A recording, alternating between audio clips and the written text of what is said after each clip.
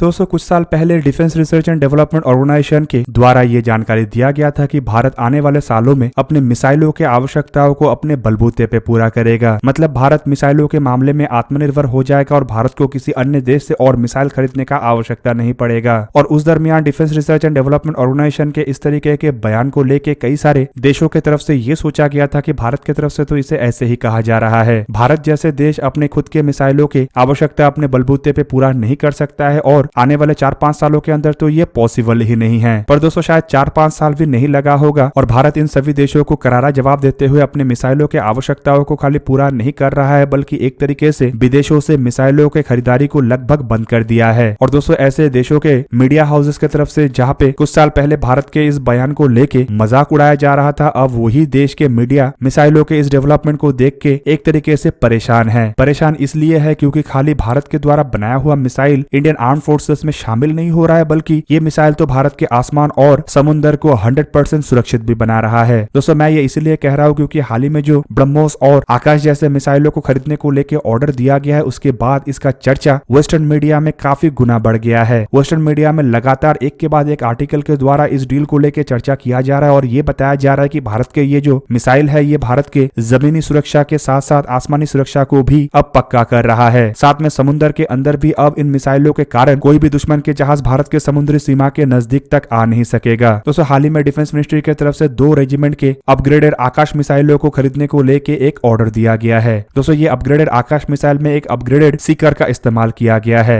जो कि और एक्यूरेट तरीके से हवाई खतरे को न्यूट्रलाइज कर सकता है। ये जो मिसाइल है इसे अब एयर डिफेंस का एक फुल प्रूफ सिस्टम के रूप में देखा जा रहा है जो हवा में उड़ने वाले लगभग सभी तरीके के ऑब्जेक्ट मतलब अनमैन एरियल व्हीकल से लेके फाइटर एयरक्राफ्ट हेलीकॉप्टर से लेके क्रूज मिसाइल तक को मार गिरा सकेगा। और खाली इतना नहीं बल्कि ये मिसाइल तो पहाड़ी एरिया में मतलब हिमालय के जैसे ऊंचे पहाड़ में भी डिप्लॉय हो सकेगा। दोस्तों जिन अपग्रेडेड आकाश मिसाइलों को इंडिया की तरफ से खरीदा गया है बताया जा रहा है कि ये हाई ऑल्टीट्यूड कैपेबिलिटी के साथ है, मतलब इसका डिप्लॉयमेंट समुद्री सतह से 4000 मीटर के ऊंचाई में भी किया जा सकता है। और दोस्तों ये जो डील किया गया है ये भी कोई छोटा मोटा अमाउंट का नहीं है। रिपोर्ट के मुताबिक मिनिस्ट्री ऑफ डिफेंस के द्वारा 81.6 बिलियन रुपए के डील को भारत डायनामिक लिमिटेड को दिया गया है जो करीब करीब $993 मिलियन मतलब $1 बिलियन के आसपास है। दोस्तों इंडियन आर्मी में ऑलरेडी 2 रेजिमेंट के आकाश मिसाइल था और अब जो 2 रेजिमेंट खरीदा गया है ये असल में तीसरा और चौथा रेजिमेंट होगा। जबकि दूसरी तरफ अगर इंडियन एयरफोर्स को देखा जाए तो 2022 के रिपोर्ट के मुताबिक इंडियन एयरफोर्स में करीबन 8 स्क्वाड्रन आकाश मिसाइल है और 7 स्क्वाड्रन और अतिरिक्त मिसाइलों को इंडियन एयरफोर्स में शामिल करने को लेकर काम चल रहा है। मतलब आने वाले सालों में इंडियन एयरफोर्स में टोटल 15 स्क्वाड्रन आकाश मिसाइल होगा जबकि एयरफोर्स में करीबन 4 रेजिमेंट आकाश मिसाइल होगा। एयरफोर्स के अगर एक एक स्क्वाड्रन को देखा जाए तो इसमें 8 लॉन्चर और 125 मिसाइल होता है। मतलब कुल मिला के एयरफोर्स के पास 120 लॉन्चर और 1875 मिसाइल होगा। जबकि आर्मी के अगर एक एक रेजिमेंट को देखा जाए तो इनमें हर एक में 24 लॉन्चर्स होता है और कुल मिला के 4 रेजिमेंट में टोटल 96 लॉन्चर्स होगा, जिससे आप लोगों को अंदाजा लग गया होगा कि इंडियन आर्मी और इंडियन एयरफोर्स किस तरीके से बड़े मात्रा में अपने एयर डिफेंस के आवश्यकताओं को स्वदेशी मिसाइलों के द्वारा पूरा कर रहा है। जबकि दूसरी तरफ इंडियन नेवी के लिए लॉन्ग रेंज कोस्टल डिफेंस के रूप में ब्रह्मोस मिसाइलों को परचेस किया जा रहा है और दोस्तों ये भी काफी बड़े मात्रा में परचेस किया जा रहा है। दोस्तों ये ब्रह्मोस मिसाइल करंट ब्रह्मोस मिसाइलों के मुकाबले में काफी अधिक रेंज का होगा और इसे कोस्टल डिफेंस बैटरीज के रूप में मतलब surface launch anti ship missile के रूप में इस्तेमाल किया जाएगा जो करीब करीब 800 किलोमीटर दूर तक टारगेटों को निशाना बनाने में सक्षम होगा। और बताया जा रहा है कि ऐसे मिसाइलों का डिलीवरी साल 2027 से होगा। हालांकि दोस्तों खाली इतना नहीं बल्कि ब्रह्मोस मिसाइलों में तो अब 80% से भी अधिक इंडिजीनियस कंपोनेंटों का इस्तेमाल किया जा रहा है। जबकि कुछ रिपोर्टों में तो ये भी दावा किया जा रहा है कि ये कंपोनेंट अब 90% तक है। हालांकि जब मिसाइलों को बनाया गया था तब इसमें इतने बड़े मात्रा में इंडिजीनियस कंपोनेंट नहीं था बल्कि बड़े मात्रा में रशियन कंपोनेंट था। दोस्तों ब्रह्मोस मिसाइल इंडियन नेवी के कोस्टल बैटरी के रूप में शामिल होने से एक तरीके से आप कह सकते हैं कि इंडिया के जो एक्सक्लूसिव इकोनॉमिक जोन है इससे काफी दूर तक दुश्मन के जहाजों को रहना पड़ेगा और दुश्मन के जहाज अगर भूल से भी इंडिया के नजदीक आता है या भारत के किसी भी सुरक्षा के लिए चैलेंज बनता है तो ये कोस्ट से ही दाग के जहाजों को डुबाया जा सकेगा। इंडियन नेवी के ऑलरेडी कई सारे फ्रंटलाइन जहाजों में भी बड़े मात्रा में ब्रह्मोस मिसाइलों को शामिल करने को लेके तैयारी किया जा रहा है और बताया जा रहा है कि फ्रंटलाइन वॉरशिप के लिए तो कई बिलियन डॉलर के लागत से ब्रह्मोस मिसाइलों को परचेस किया जाएगा। कुल मिलाकर दोस्तों ये जो 2 तरीके के मिसाइल है ये इंडिया के एक बहुत बड़े आवश्यकताओं को पूरा कर रहा है और खाली पूरा नहीं कर रहा है बल्कि काफी सस्ते लागत में भी पूरा कर रहा है। और इसी कारण एक तरीके से कुछ देश हैरान भी है और कुछ देश परेशान भी है। हालांकि दोस्तों अगर चाइना और पाकिस्तान पाकिस्तान जैसे देश को देखा जाए तो ये देश खाली हैरान और परेशान नहीं बल्कि ये देश तो डरा हुआ भी है।